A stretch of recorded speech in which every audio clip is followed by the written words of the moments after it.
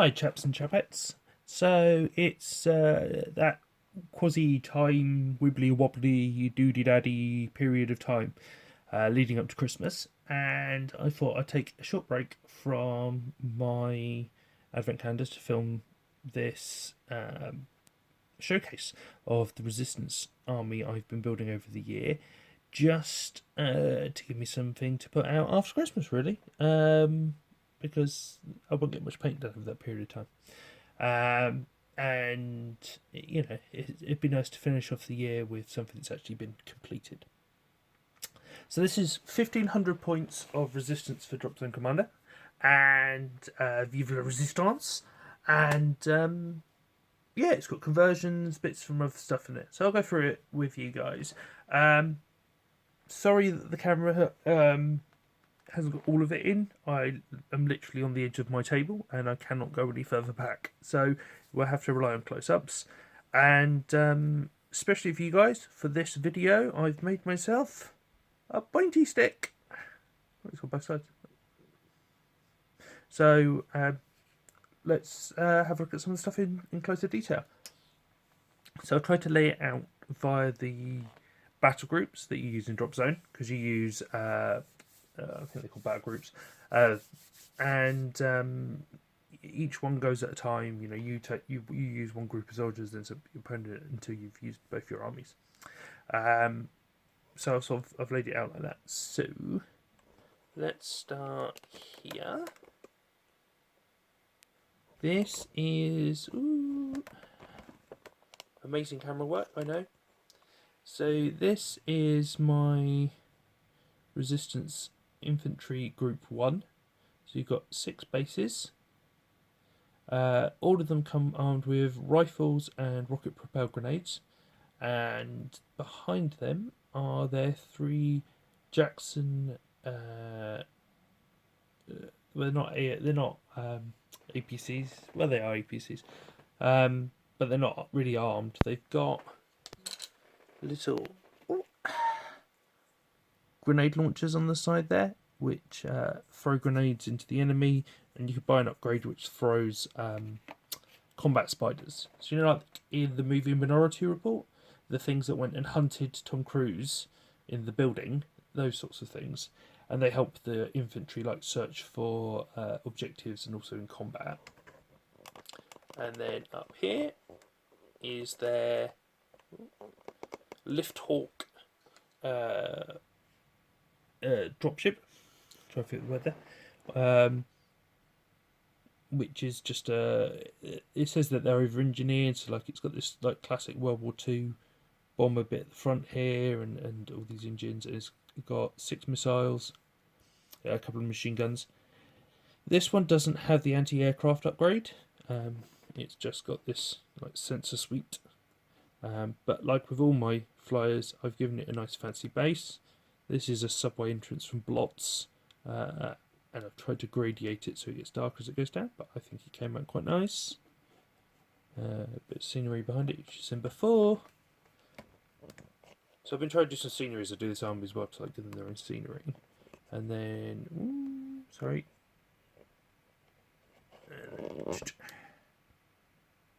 So this here is what's called a rusted fist. And it's basically, so the resistance has collapsed. All of the stuff they have is old army stuff, or it's like Mad Max stuff. And I've tried to do mine as like an art, like somebody's gone around and picked up all the bits of the army and brought them together. So this is a rusted fist. So this is a group of like battle tanks. So it's 4 Hannibal MBTs, main battle tanks. And then with them, they've got the 2 Lift Hawk flyers, which bring them in as well. So you've seen some of these before, but you know, here's one of them. They're all based so that I can magnetise them, put them in the case. But I added the dozer blade from a different kit to give them like an urban sense of being able to drive through urban areas. Like this one here, you can actually see it's like employed it to doze up some stuff. I drilled out the hatch to add this little tank commander in. The classic GW trope, you know, drive me closer so I can hit them with my sword. And then these are, so this is the latest one I've done. I cut the, oh, there's my stick. Where's the thing? Where's the camera? So I cut the front off of a spare one of these I had, and I stuck it on the back here to give me this little like World War II gunner turret. And then the base, again, quite a fancy base. This one has a tank on it. Just going through this like this little checkpoint B, to sort of give this sense of the bases. So the idea behind the bases is that the two lift hawks that carry tanks have tanks on the bases, so that I know what's meant to be in them. So this one's got one on fire, that one's got a moving one, and then the two that don't carry tanks don't have tanks. Just make my life easier, really. So if you bear with me, I'm just going to swing around quickly. So this is the other group of infantry. So I'm not going to bring the infantry up because then they're just like base coat wash, so they're not like particularly fascinating. So yeah, I suppose the interesting bit is they are a mix of Pendraken 10mm and the Hawk special ones. And they're slightly different scales, which is annoying. But yeah, so here are their 3 Jackson APCs, which I've done some mod work on to make them individual. This one's got some extra armor plate on the front there, which is from a Dropzone Commander ship. This one is I've just got some extra armor skirts bolted on the side. And this one has got little drop pods from, again, Dropzone Commander, which I thought actually represents that spider upgrade quite well. So I wish I may go back and upgrade one of the others with that, like actually like do that conversion on it just to do it, just so that they've got 2 with that upgrade that I can then say that's their ones. Behind them is the lift hawk. As you can see, his little checkpoint again of a little AA tank, a little A vehicle, which has got some infantry and stuff on it. This one I painted up with a blue cab and everything. I mean, it's, although this is part of what's the Northern Defence Alliance, the NDA, and they are ex-military vehicles, because they're all repaired and salvaged and stuff. It's quite good because it means you can be quite individual with how they look, which is great because it means you don't have to worry too much about this must be this colour, which I found interesting. And then in the middle here, let's zoom in on this lot first. So these I don't think you've seen yet. These are 6 gun technicals. Is that right? So these are basically, this is the Mad Maxi element of my army. It's the only bit that's like that. And these are 6 like civilian vehicles that they've bolted machine guns on the back of, basically, to make as anti-aircraft vehicles. So you've got like a little Bedford truck here. So 5 of these are Pendraken, World War I and World War II anti-aircraft vehicles. This is some sort of little like sports car. I mean, how this isn't like that, I don't know. Miracle Science. Some of the guns are actually taken from the official kit. These are, and some of them are from the stuff. This is a little German Kubelwagen type thing. Then we've got this one here, which is again another German one. Ooh, there we go. And I glued some like wood in the back and some cardboard and stuff to make it this little flat half track. This one is Pendraken again, but I thought it looked like an oldie worldy fire engine, so that's what it is. The guy in the back's lost his head, but hey, I'm not going to start messing around trying to glue 10mm heads on. And yeah, there's a Napoleonic soldier driving, but who cares? And then this is the last one. This is actually a Tonka toy. They did these Tonka mini toys, which I did some conversion work on.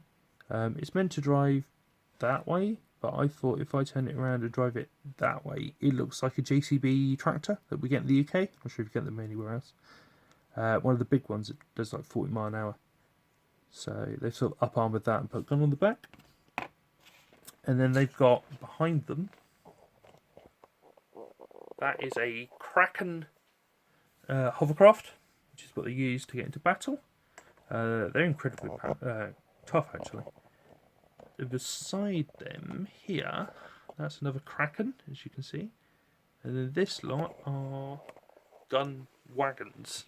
So these are the bigger brother of the gun technicals. And I've just realised I haven't done the edge of the base on these. I'll do that before I put them away. So yeah, so that's these guys. So like these have 2 hit points and 2 shots, whereas these have 1 hit point and 1 shot, basically. But they're cheaper, so you take them in 6s and these in 3s, and you get exactly the same result. I've taken a group of both because there's always that argument of, do you take more hit points in smaller units? So I take 2 hit points, I lose 2 shots here. But then again, the way that weapons work, they can't target all 6. It's that sort of thing, isn't it, really? But yeah, these are official Hawk stuff. I've just, because I got 2 of the same set, then I had 2 of these, 2 of these, and 2 of another lorry. And I just chose 3 of these to paint up as, like, military trucks, basically. And then the last bit is at the back here, and this is my command section. So I've got, that's 4 sections. That's the 2 infantry sections, the tank section, and then the anti-aircraft section. That's 4 sections. This is my final section, and this is my command section. So this is a tilt rotor, which you may have seen for the Becker's Command. The engines that came that were missing, which is how I ended up with that spare lift hawk, because I nicked them off of the lift hawk, which got turned into terrain. Why am I pointing? I've got a pointy stick. I got a pointy stick and I forget about it, I tell you. So yeah, so that's that. It's got anti-aircraft missiles on top and ground missiles on the side. This is a special character in number 1, Dropzone Commander 1, but I don't know if it is in Dropzone Commander 2, which is annoying because this entire list is like built around that character. So I need to see. The special character comes with 2 bases of special forces, which are down here. These are Pendraken Space Marines, basically. So paint them up in grey urban camo. They look a bit stormtroopery. And then he's escorted by 2 of these Cyclone attack helicopters, which are, you know, everybody's fantasy of owning an Apache helicopter kind of thing. So I've tried to keep them quite helicoptery. But that's them. There's another one on the other side.